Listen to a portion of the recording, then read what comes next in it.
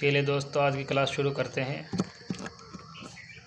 हमने note point तक पढ़ा था। प्रकाश किरण की दिशा बताने के प्रतीक यानी एरोहेड होता है, इस तरह का निशान लगा देते हैं।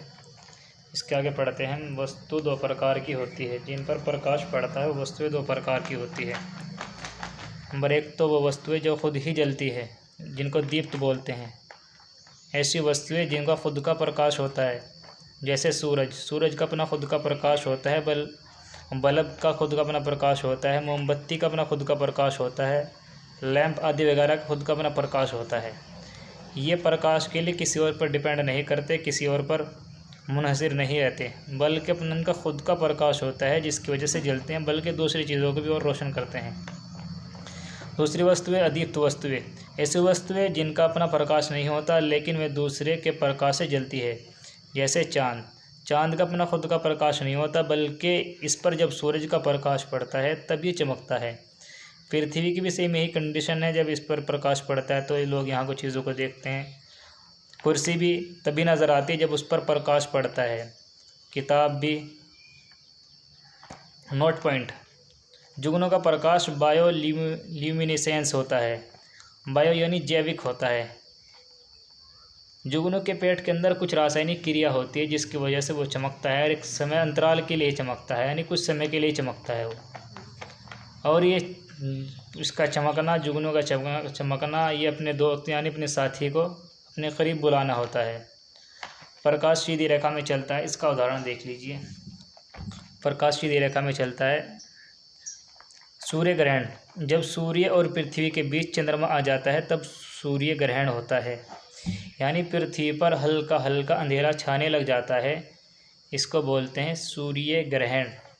इसका मतलब यह है कि प्रकाश की किरण जब सूरज से आती है, जब बीच में रुकावट पृथ्वी की चंद्रमा की आ जाती है तो पृथ्वी पर पूरा प्रकाश नहीं पहुंच पाता, जिसकी वजह से हम कहते हैं कि सूर्य ग्रहण हो चुका है, सूर्य ग्रहण लग गया है।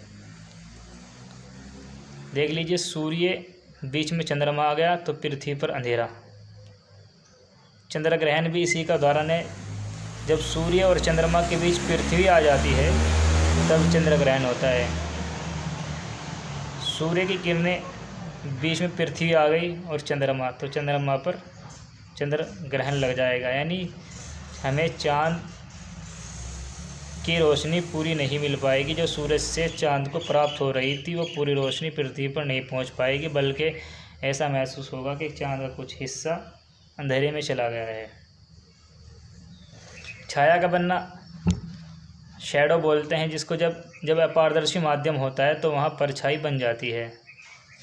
जैसे कि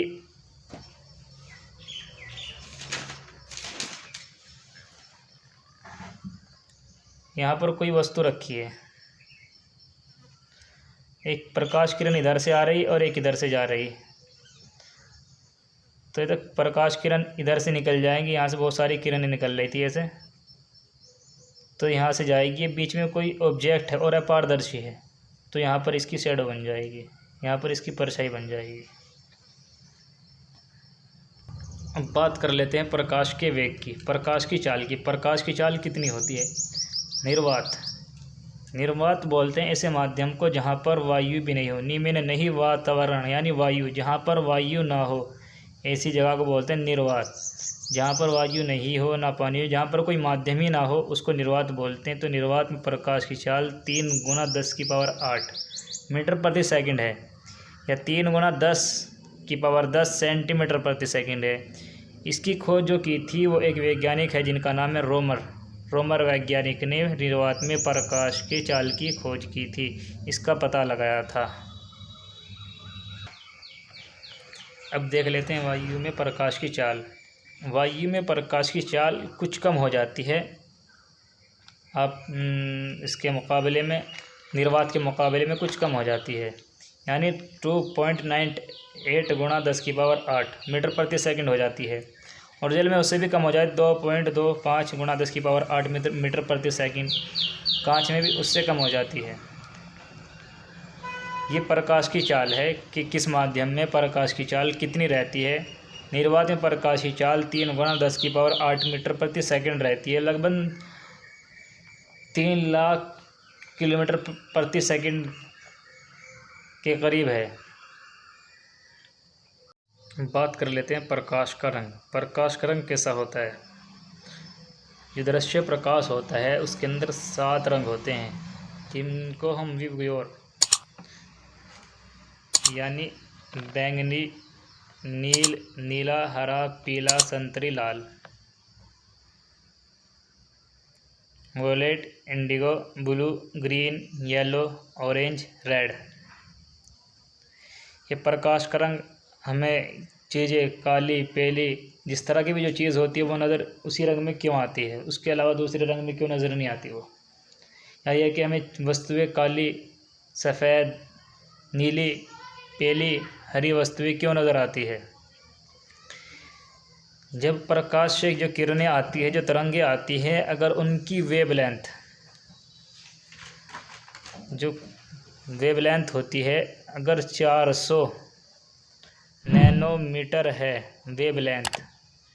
वेवलेंथ होते हैं ऐसे, प्रकाश इस तरह से आता है, यहाँ से जो यहाँ तक की दूरी है इसको वेवलेंथ बोलते हैं।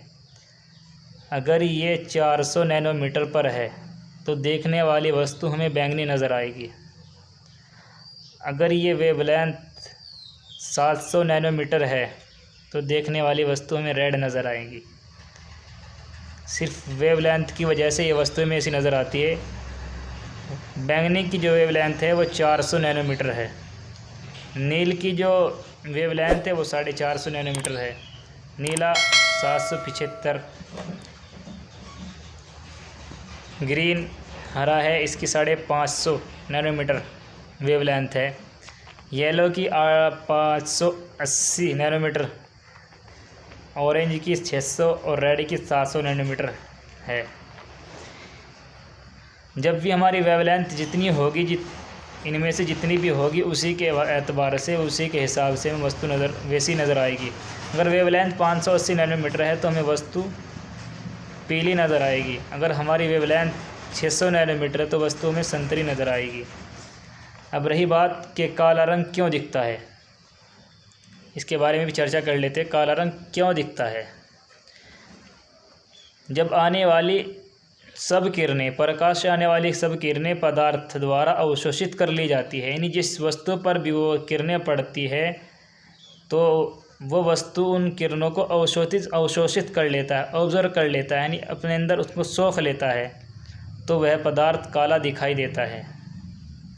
जब आने वाली सब किरणें पदार्थ द्वारा अवशोषित कर ली जाती है तो वह पदार्थ काला दिखाई देता है।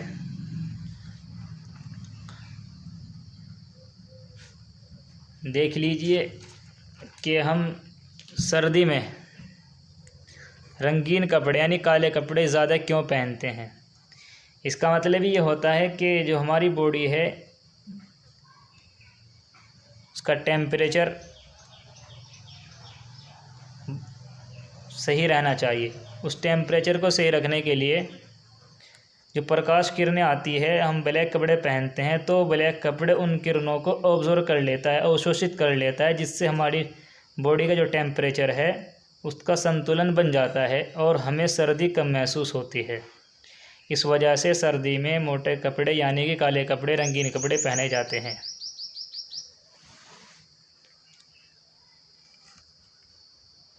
दूसरे ये कि सफ़ेद रंग क्यों दिखाई देता है। जब आने वाली सब किरणें परावर्तित हो जाती है तो वस्तु का रंग सफ़ेद दिखाई देता है। गर्मी के मौसम में हम सफ़ेद कपड़े, हल्के कपड़े क्यों पहनते हैं? इसका मतलब यही है कि प्रकाश की जो किरणें आती है, जो हमसे रिफ्लेक्टेड होती है, तो हमसे टकराती है, तो टकराने के पश्चात में जब वो किरणें सब किरणें परावर्तित हो जाती है, वापस हो जाती है, तो वस्तु का रंग सफ़ेद दिखता है। यानी जब वो किरणें हमारे कपड़ों से टकराकर वापस चली जाती है, जब हमने वाइट कपड़े पहने होते हैं, तो हमें गर्मी कम लगती है। सफ़ेद रंग भी इसी वजह से दिखता है जब सब किरणें परावर्तित हो जाती है, रिफ्लेक्टेड हो जाती है। चलिए आज तक यहीं, बाकी बात कल क्लास में करते हैं।